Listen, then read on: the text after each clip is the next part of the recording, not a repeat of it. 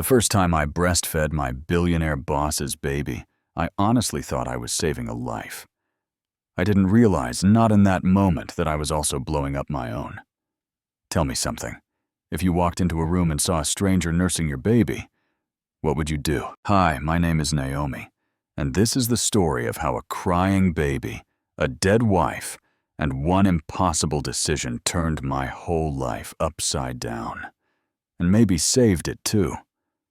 I'm not here to sound fancy or dramatic. I'm just going to tell you what happened the way it really felt, the way it still plays in my head, when the house gets too quiet, and the past gets too loud. You know what I mean. Back then, I was working as a cleaner in one of those mansions you only ever see on TV up in the hills, just outside the city where the gates open by themselves, and the glass is so clean, you're scared to breathe on it. The owner was this tech billionaire, Ethan Cole, the kind of name people say with a little extra air around it, like they're not just talking about a person but a brand. I didn't know him personally. I just knew the rules. Be invisible. Be quiet. Don't break anything. Don't ask questions. What I did know very personally was the sound of a baby crying. See, 6 weeks before my first day in that house, I'd lost my own son. I won't get into every detail, because even now my chest tightens when I think about it. But it was sudden and cruel, and the kind of thing doctors explain with long words that don't fix the way you wake up, reaching for a body that isn't there anymore. One day I went to sleep. As somebody's mother the next day, I was just not. My body didn't get the memo, though. My milk came in anyway, heavy and painful, like my body was still waiting for a baby that wasn't coming home. You want to talk about torture? Try walking past the baby aisle in a grocery store while your body is ready to feed a child that doesn't exist anymore. Try hearing a newborn cry on the bus and feeling your whole chest ache like your heart is trying to climb out. So yeah, when I took that cleaning job at Ethan's house, I told myself I could handle being around his baby, that it was just work, that the money mattered more than my feelings. I was broke behind on rent, and grief doesn't stop bills from showing up in the mail. The first time I heard her, I was on my hands and knees scrubbing this ridiculous marble floor in the hallway that led to the nursery. Soft, white, glossy, probably worth more than anything I'd ever owned in my life. I remember because I was stuck on the same patch, just wiping the same spot, over and over. My brain kind of checked out when this sound cut through the whole house. A baby's cry, not a little fussy whimper, not that cute, newborn noise people coo at. This was raw and ragged.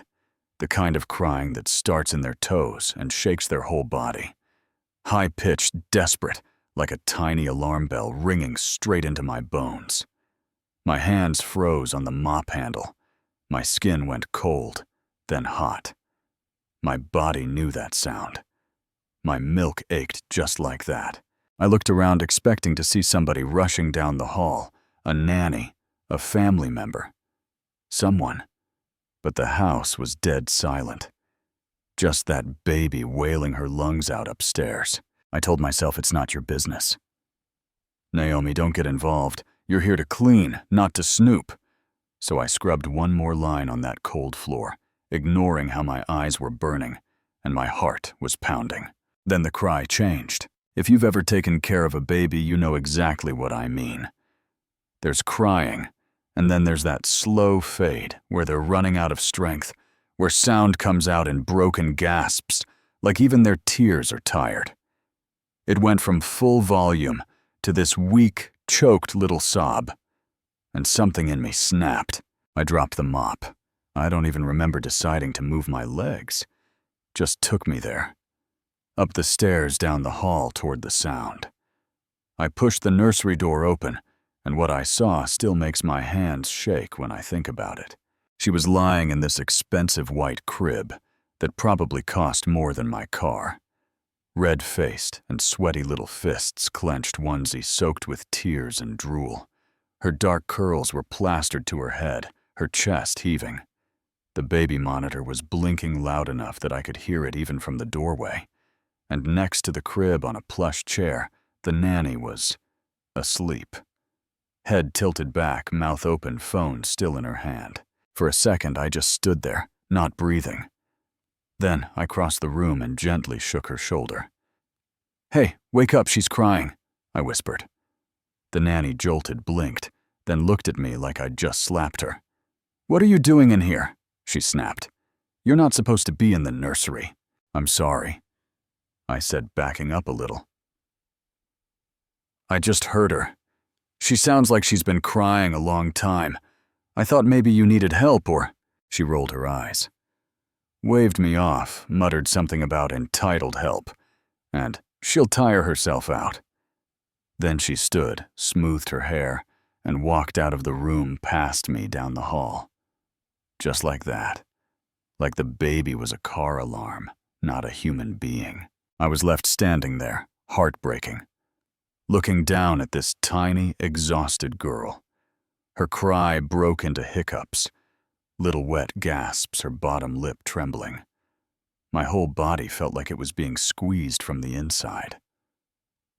I reached into the crib, almost without thinking, sliding my hands under her little body, lifting her close. She was warm and surprisingly heavy, that sweet baby smell hitting me so hard I almost dropped her. I held her against my chest, bouncing slightly, whispering, Hey, it's okay, I got you.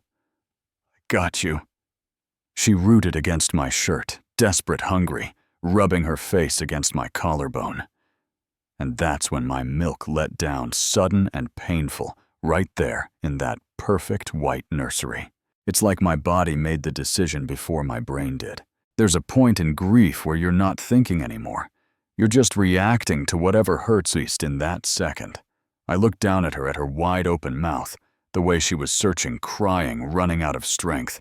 And I swear to you, in that moment, it felt less like a choice and more like instinct, ancient and loud, drowning out any rules or lines I was supposed to follow. I sat down in the chair, shifted her against me, whispered, "I'm so sorry, baby girl." And I pulled my shirt aside. She latched instantly. No hesitation, no struggle. Just this fierce, desperate sucking like her tiny life depended on it. The pain in my chest turned into this weird mix of relief and heartbreak. My arms remembered what it felt like to hold my own son. My body remembered what it felt like to feed him. My brain, though, my brain was screaming, "What are you doing, Naomi? This is not your child. This is your boss's baby. This is wrong. This is dangerous." But my heart said, she was starving. No one came. I don't know how long I sat there, rocking gently, feeling her calm down, her body relaxing against mine, her little fingers uncurling to rest against my skin. Time does something weird when grief and comfort collide. It stretches and folds in on itself until all you feel is the moment pressing down on you. Then the door opened. "Andrea, why is she still crying?" I thought. The voice stopped. The air changed. I didn't have to look up to know who it was. I felt it before I saw him. That presence, that energy, like the room shrank 2 sizes, and all the oxygen got sucked toward the doorway. I looked up anyway. Ethan Cole stood there in the doorway. Tall, broad shoulders, dark hair a little messy like he'd been dragging his hands through it, suit jacket, open tie, loosened. His eyes, though, his eyes were laser sharp, locked on me, and his daughter taking in every detail in 1 second. I saw the exact moment his brain registered what he was seeing. His baby in the arms of a woman he barely knew. My shirt partially open, his child nursing from my breast, like we'd done this 100 times before. Time froze. His face changed, just a flicker from confusion to shock to something darker. Anger, betrayal, disgust, grief all piled on top of each other until you couldn't tell where one ended and another began. "What?" he said, voice low and dangerous. are you doing to my daughter?" I swear my heart actually stopped beating for a second. The baby, totally calm, now stopped sucking just long enough to sigh and snuggle closer, like she trusted me more than anyone in the world. My throat closed up. I wanted to explain, to stand up, to cover myself, to rewind the last 10 minutes and make a different choice, but my body felt glued to the chair. She was crying, I stammered, cheeks burning. For a long time the nanny left. She was so hungry and I lost my own baby 6 weeks ago, and my milk never dried up, and she sounded like she was in pain, and I thought I was rambling. I knew I was rambling. His jaw clenched, the muscle ticking like he was holding back 1,000 words. His hands curled into fists at his sides. He stepped into the room, slow, controlled, like a man walking toward a bomb. "Put her down," he said, each word sharp enough to cut. I wanted to obey, I really did. But here's the thing. When a baby is latched, you can't just yank them off without hurting them. And this tiny girl had finally gone quiet. Her whole body slumped in relief. I tried to gently unlatch her, whispering, "It's okay, baby. It's okay." But she fussed, latched tighter. Little hand clinging to my shirt. "I'm trying," I said, panic rising in my throat. "She won't let go. If I pull, she'll choke. Just give me a second, please." He was close now, looming over us. The scent of his cologne, mixed with the clean powder smell of the nursery and the sour edge of my fear. For the first time, I saw something behind the anger in his eyes. Something raw, broken like this was not the first time life had blindsided him in this room. "You had no right," he said, voice shaking not from weakness but from control. "No right to touch her, let alone this." "If it were you, what would you have done?" I blurted louder than I meant to. "Walk away while she screamed herself hoarse. Pretend you didn't hear, because that's what your nanny did. She left. She left her crying so long she could barely breathe by the time I got here. I couldn't do that again." Again. The word hung in the air between us like smoke. His gaze sharpened. "Again," he repeated quietly. "What do you mean again?" I swallowed hard, blinked back tears that were burning my eyes, and said it. "My baby died 6 weeks ago. I couldn't get to him in time. I heard the sound on the monitor, and I thought he was just fussing. I took too long. And when I got there, he... My voice cracked. I couldn't finish. The baby finally released her latch, tiny body limp with sleep against my chest. For a second, just 1 second, something shattered in his expression. Grief, recognized grief. His shoulders dropped the tiniest bit, as if a weight he kept locked up had shifted. Then the wall slammed back up. "Give her to me," he said, quieter now but no less firm. I stood slowly adjusting my shirt with one hand, cradling his daughter with the other. I walked those few steps toward him, like I was walking a tightrope over fire. He held out his arms, and I placed the baby in them. She sighed, rolled her cheek against his chest, completely oblivious to the storm hanging over her tiny head. He looked down at her, then at me again. "You're done here," he said. "No shouting, no dramatics, just a verdict. Pack your things. Security will escort you out." My throat closed up. "Please," I whispered. "Just let me explain. I wasn't trying to hurt her. I swear I was trying to help." "I don't care what you were trying to do," he cut in. "I hired you to clean floors, not to violate my child. Get out!" And that was it. My world round two collapsing on a marble nursery floor. But here's the thing. That wasn't the end. Not even close. Stick around because what happened next will blow your mind. Security walked me downstairs. Didn't touch me. Just followed like shadows. They watched me shove my few things into my worn backpack, watched me sign some paper, acknowledging I'd been terminated for inappropriate conduct. Watched me step out onto the driveway, where the air felt too bright and the sky too blue for how wrong my chest felt. I made it halfway down the hill before I started crying. Not little tears, full-on ugly sobs, the kind that make your whole body shake, the kind you try to hold in, and your lungs just refuse to cooperate. I leaned against this stone pillar by the gate, slid down until I was crouched on the gravel, gasping. That's where someone found me. Hey, you all right? The voice was deep, warm, gentle. I looked up and saw Marcus, the driver. I'd seen him around, always respectful, always quiet. He crouched down so he was eye level with me. What happened? He asked softly. They fired me. I choked. I did something I shouldn't have. I know I did, but she was crying so long, I couldn't listen to it anymore. I fed her Marcus. I breastfed his baby, and he walked in, and I laughed. Then this bitter, hysterical laugh. Who does that right? Who breastfeeds their billionaire boss's baby like that's a normal Tuesday shift? I must be insane. Marcus didn't flinch. He didn't look disgusted or shocked or anything like that. He just listened, nodding, letting me pour it out. When I finished, he sighed and rubbed his jaw. You lost a baby, he said quietly, and you heard another one crying. Instinct is a powerful thing, Naomi. Don't let anyone convince you your kindness is crazy. It wasn't kindness, I said, hugging my knees to my chest. It was selfish.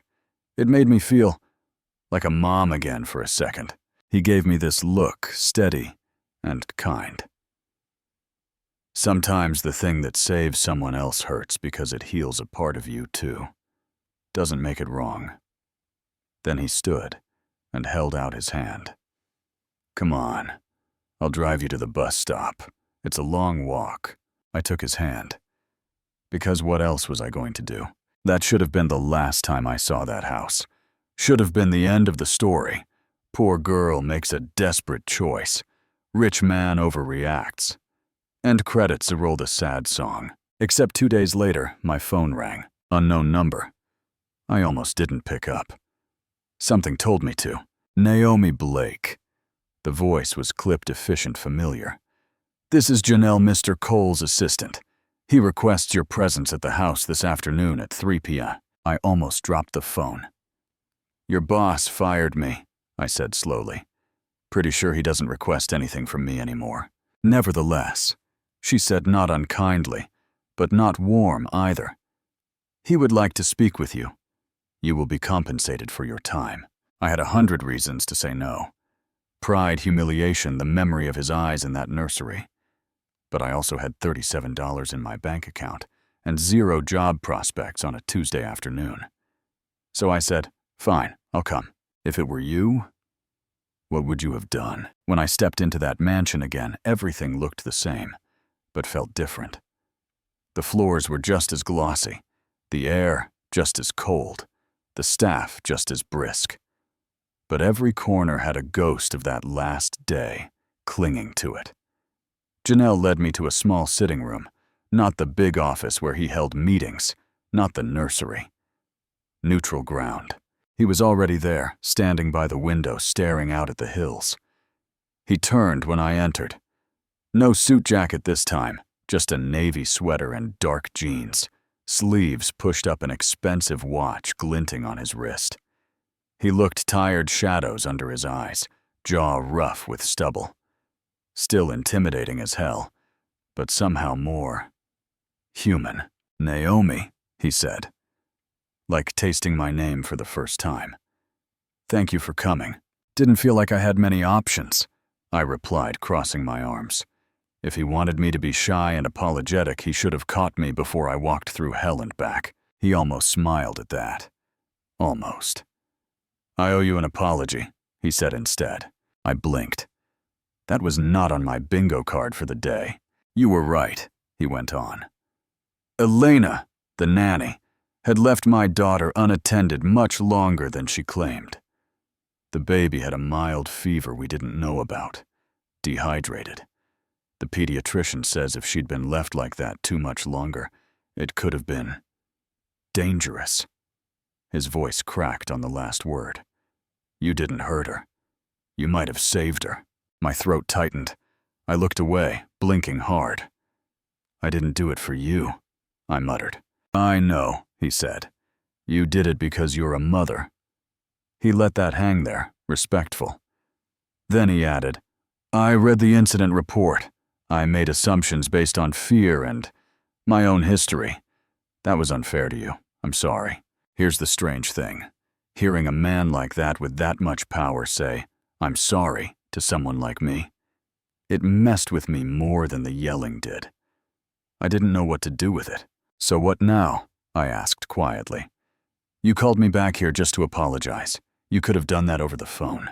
He hesitated, then stepped closer, just enough that I could see the tiny lines around his eyes. The ones you only get from crying a lot, no matter how much moisturizer you use. I fired Elena, he said, effective immediately. Her references are accurate to her behavior.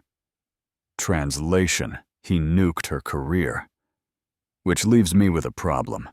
I am a single father with a business that eats 12 hours of my day, a 7-month-old daughter who does not care about my schedule, and no one I trust to care for her. I stared at him. I actually laughed. Oh no, I said, shaking my head. Absolutely not. Whatever you're about to ask, the answer is no. I want to hire you, he said, ignoring my protest. Not as a cleaner, as her nanny. It was like he'd reached out and flipped the entire table we were standing at. You fired me for touching your child, I said slowly, and now you want to pay me to hold her all day. He didn't flinch.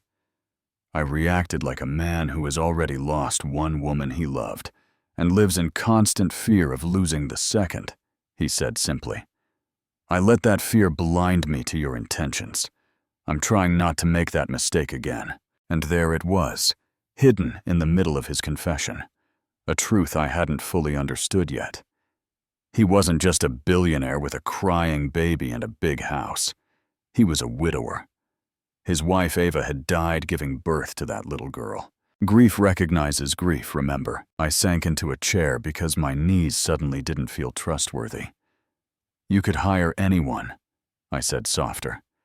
You could put an ad out, and 100 certified nannies with perfect resumes would show up tomorrow. I don't want anyone, he said. I want someone who will go to the baby's room when she cries, even when it's not in her job description. I want someone whose first instinct is to protect, not to look at the clock. And he hesitated, and for the first time I saw him look almost shy. I want someone who understands what it feels like to lose. Silence stretched between us, not heavy exactly, but full. If you say yes, he continued, we will set very clear boundaries. You will never be put in the position you were before without my full knowledge and consent. You will be paid 5 times what you made as housekeeping. You will have health insurance, time off support. And if at any point you decide it's too much, you can walk away. No security escort. He tried to make a joke. It almost landed. I sat there staring at my hands, feeling my brain and my heart go to war. On one side, money stability, health insurance, a chance to hold a baby again without being a random stranger at a bus stop. On the other, every humiliation from that nursery, every way this could blow up in my face, every whisper people might throw at a black woman living in a rich white man's house as the help. If it were you, I want you to really think about this. What would you have done? I took a breath. Then another. Then I said the 3 words that changed the course of my life. Okay, I'll try. From there, everything got more complicated and more real. The next few weeks were a blur of bottles naps, laundry, tiny socks, business meetings happening in the next room. Grief sneaking up on both of us at weird times. The baby, her name was Lila, by the way, short for Delilah, took to me like we'd known each other forever. The first time she reached out and grabbed my finger on purpose, I had to walk into the pantry and cry for 5 minutes, because my heart couldn't decide if it was breaking or healing. The staff was split about me. Marcus and a few others knew what had really happened and treated me with quiet respect. Some of the older maids looked at me like I'd done something indecent, like I'd crossed a line you just don't cross. The gossip floated in the background, but I tried to stay focused on the baby. Ethan and I danced around each other like two magnets someone kept turning over. Some days he was all business, clip deficient, asking for updates on feeding schedules and sleep training techniques like he was reviewing quarterly reports. Other days, something softer leaked through. He'd linger in the doorway while I sang to Lila or asked questions about my life that had nothing to do with my job. Where I grew up, what my son's name had been, what my favorite song was. Sometimes he listened too closely when I answered. There were moments, tiny dangerous moments, when I'd catch him watching me with Lila, and his face would soften in a way that made my stomach flip. Like he was seeing something he didn't know he'd been missing. Like the ghost of his wife was sitting in the corner of every room, and for a second, just a second, he forgot to look at it. And then right when I thought maybe, just maybe, we were finding a rhythm, the twist dropped, because of course it did. It started with a file. I wasn't snooping. Okay, let me say that straight out. I was in his office because Lila liked to nap in the sunlight on the rug there, and he'd said it was fine that he liked having us nearby while he worked. She'd rolled away from the blanket, and when I reached under his desk to pull her back, my hand bumped a stack of folders. One slid off and hit the ground, spilling papers. I picked it up, trying to gather everything quickly, my heart already racing, because the last thing I needed was him walking in and thinking I was going through his stuff again. The top page caught my eye. Hospital letterhead. A date from 8 months ago. The words paternity test, confidential. I froze. I know I should have just stuffed it back in and pretended I never saw it. You're right. That would have been the smart, clean thing to do. But grief and curiosity make a messy team. My eyes dropped to the line that might as well have been written in fire. Result, Ethan Cole is not the biological father of a baby girl Cole. My breath left my body in one sharp gasp. I grabbed the edge of the desk because my knees went weak. The room tilted. I looked down at Lila sleeping peacefully on the rug, fist still clenched around her little stuffed giraffe. Not his. Not his. The door opened. Naomi, we need to talk about. He stopped when he saw my face, then followed my gaze to the paper in my hand. His whole body went still. For a long second, nobody moved. Then he closed the door quietly behind him and said in a voice so tired it made my stomach ache. So now you know. This was it. The story I thought I was in flipped itself inside out. I looked back at the paper, then at him. Is this real? I asked, even though I knew it was. Hospitals don't play games with words like that. He sank into his chair, elbows on his knees, head in his hands. Yeah, he said. It's real. My heart hurt for him, and also for me, and also for that baby who had no idea the grown-ups were ruining everything. Her mother, I started. Ava, he said, staring at the floor. Had an affair with a man who worked at the hospital. She got pregnant. She told me the baby was mine. I believed her. I wanted to believe her so badly. I already knew the marriage was broken, but the idea of a child of a second chance, He trailed off, swallowed. Then I found some messages, found out about the other man. I made her take the test. Anger flashed through him. Not at me, at the ghost of a woman who wasn't there to defend herself. She swore she loved me. She swore it was a mistake, that the baby would fix things. And then, his voice cracked. And then she died giving birth to a child who wasn't mine, and I didn't even get to be angry at her properly, because how do you yell at a gravestone? I sat down slowly on the rug next to Lila, my hand hovering over her stomach, feeling it rise and fall. "Does anyone else know?" I asked. "Just my lawyer in the hospital," he said. "And now you. Do you see the problem yet? Do you see why this twist complicated everything?" "Naomi," he said quietly, "I know what you're thinking. Before you say anything. Yes, I had a choice. I could have walked away. I could have left her in that hospital bassinet and said, 'She's not mine, not my problem.' Legally, I could have done that. But when they put her in my arms," he looked up at me then, and his eyes were wet. "When they put her in my arms, I knew it didn't matter whose DNA she had. She was here, and she was innocent, and she was mine because I chose her. Do you think that's stupid?" I shook my head so fast it almost made me dizzy. "No," I whispered. "I think it's brave some days," he said, bitter smile on his lips. "It feels like I'm living a lie, raising a child in a house where every photo on the wall tells half the story. Other days she giggles and grabs my face with those tiny hands, and I don't care how she got here. I just care that she is." Silence again. Heavy this time. Full of things that couldn't be unsaid. "So where do I fit into this now?" I asked. "Because I'm not just your nanny anymore. I'm the only person besides your lawyer who knows the truth about your daughter's father. That's a lot, Ethan." He flinched at the sound of his own name in my mouth. "I'm not asking you to keep secrets for me," he said. "I'm asking you to protect her. And there's more." Of course there was. "The man who is her biological father," he said slowly, like each word tasted bad, "doesn't know. Yet. But his mother just found out. That's why I did the test in the first place. She sent Ava a message threatening to expose the affair, to take the baby, to raise her with her real blood.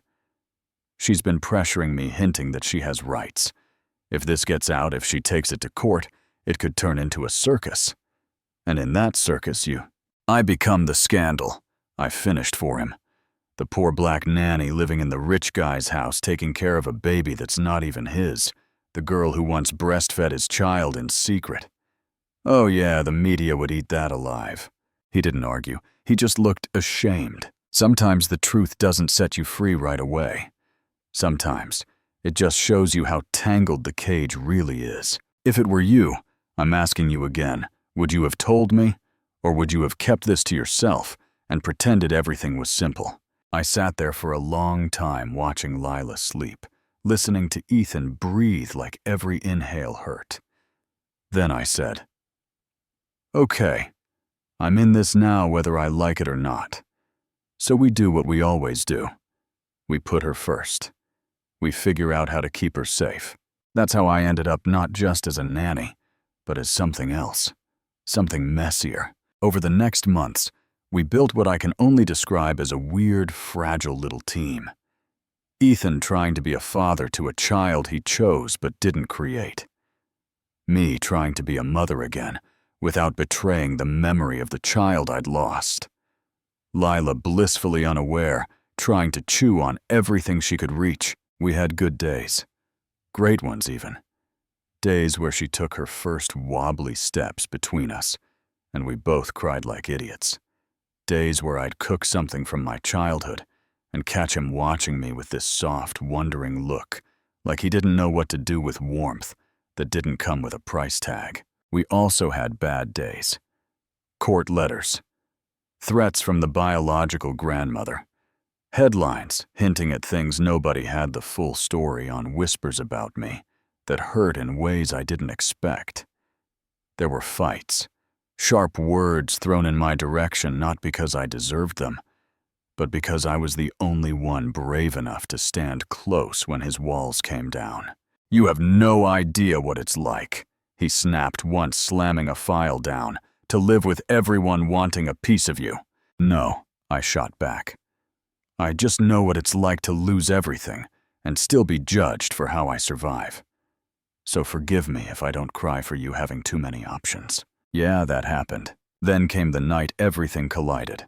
A process server showed up at the gate with papers. a petition for custody from the biological grandmother's side. They wanted a DNA test, full legal guardian status access to Ethan's financials, the whole 9 yards. It was ugly.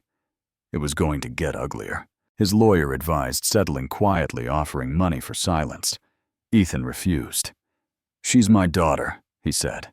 "They're not buying her away from me." In the middle of this, the past came knocking from a different angle. My own mother, who had never forgiven me for getting pregnant young, and then never forgave me again for losing the baby, called me for the first time in months.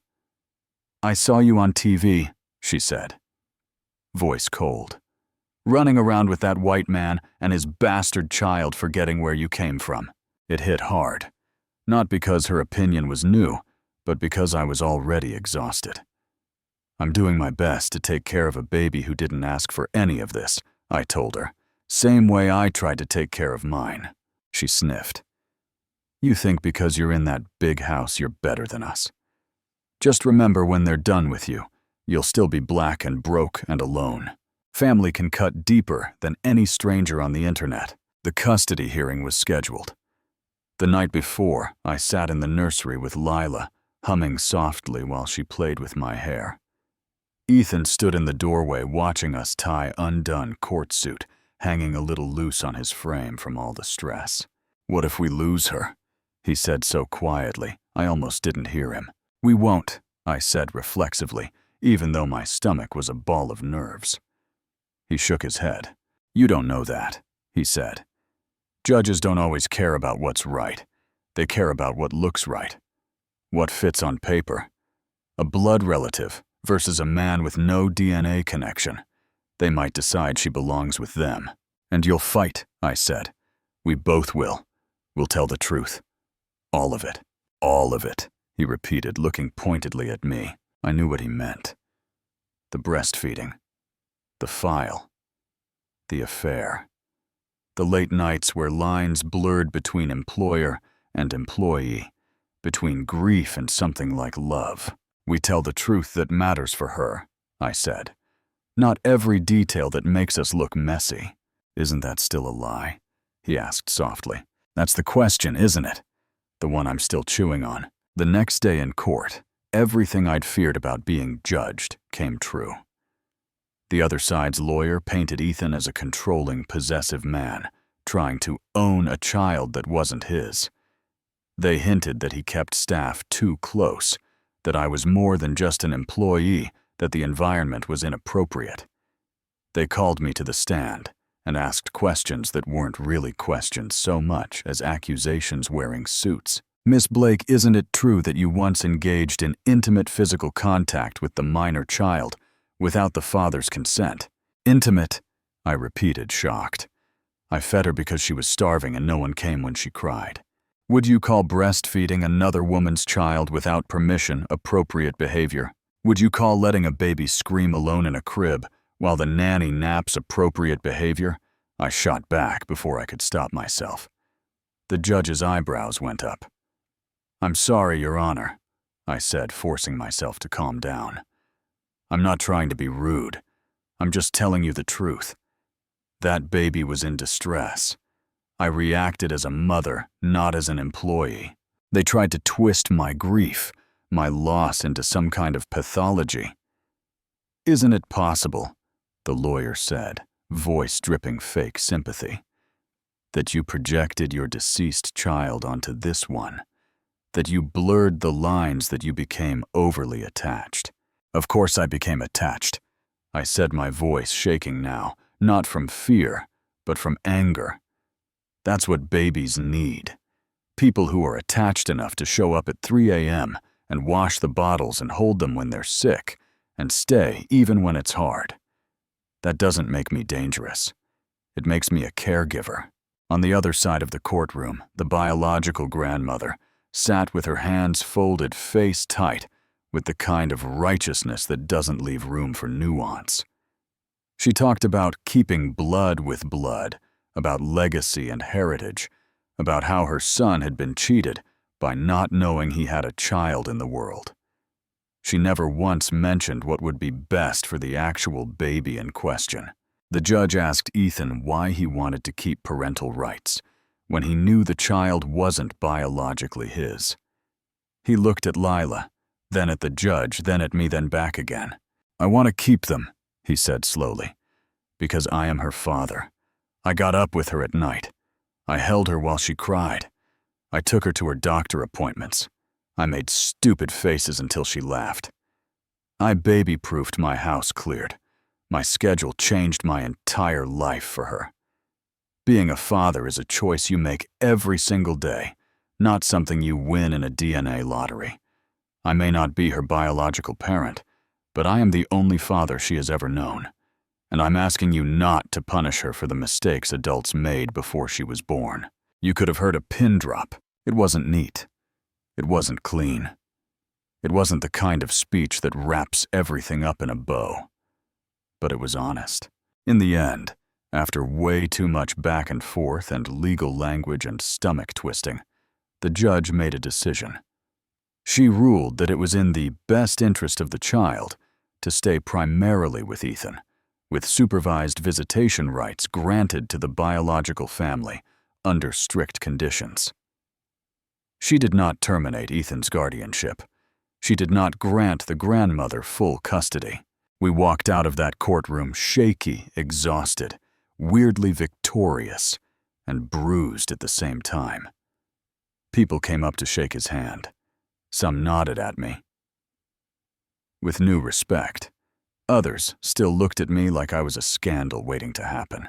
On the ride home in the back of the car with Lila asleep across both our laps, I let my head fall back against the seat and said, "So, we won.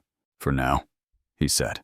"That's cheerful," I muttered. He turned his head, studied me for a long moment, then said, "Naomi, we didn't just win a case.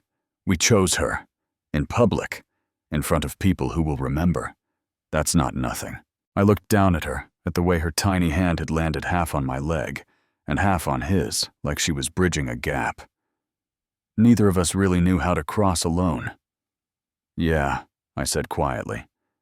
"It's not nothing.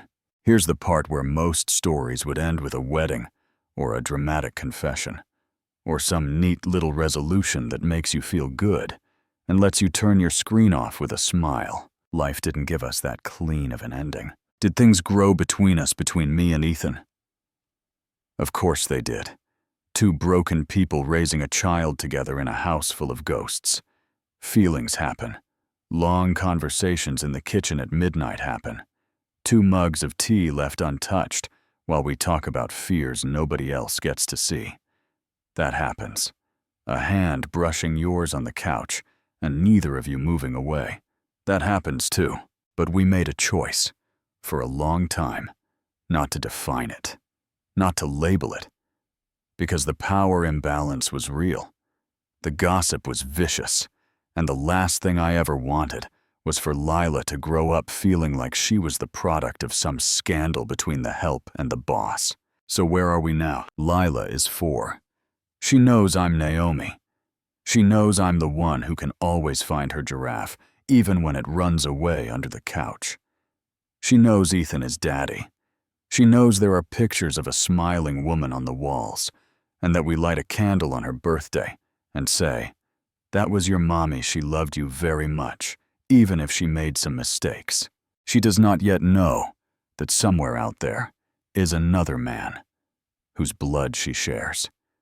She does not know that a judge debated her future in a room full of strangers. She does not know that once upon a time her father walked in on a desperate woman, breastfeeding her in a white nursery, and almost destroyed all of our lives over it. Someday she will. And that's the part I'm still wrestling with, the part that makes this story messy to the end, and maybe a little controversial. Because here's the question I want to leave with you. Answer it honestly in the comments. Okay? Don't just type something pretty, sit with it for a second. When she's old enough, do we tell her everything? Do we tell her that her father is not the man who shares her DNA, but the man who chose her every morning when it would have been easier to walk away? Do we tell her that her grandmother tried to use her as a pawn in a power struggle? Do we tell her that in a moment of grief and instinct, another mother put her own body on the line and fed her because no one else came when she cried? Do we tell her she was at the center of a battle about what parenthood really means, blood or choice or both? Or do we shield her from that weight as long as we can let her just be a kid who believes her family is simple and whole? What would you do? Because on paper my story is kind of a fairy tale. Poor girl, rich man. Big house, baby in need, everyone fighting for a happy ending. But underneath that paper are questions about class and race and who people trust with children and why. There are questions about how much of our kids' stories belong to them and how much we get to shape before we hand them over. There are questions about what makes somebody a real parent, the blood in their veins, the name on a birth certificate, or the hands that show up when there's vomit at 3 a.m. So no, I'm not going to sit here and tell you I did everything right. I crossed a line in that nursery. I made a choice that could have cost me my freedom, my reputation, my future. Even now, some people would call what I did inappropriate, unforgivable wrong. Others would call it the purest form of love.